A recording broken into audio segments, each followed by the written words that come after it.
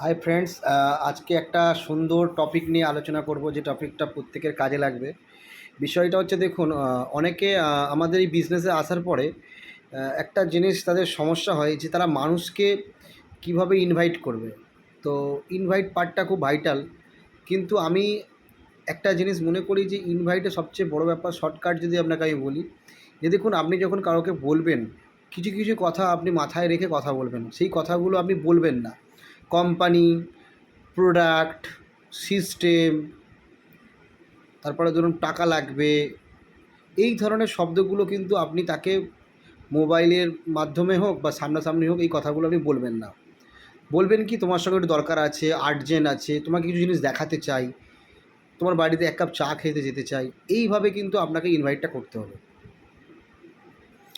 যে কথাগুলো বললে সে নেগেটিভ হবে, সে কিন্তু জানতে চাইবে বারবার যে কী বিষয়টা, বল, একটুখানি বল, একটু আমাকে বুঝিয়ে বল। এই সব কথা কিন্তু আপনি তাকে কোনো মতেই শেয়ার করবেন না।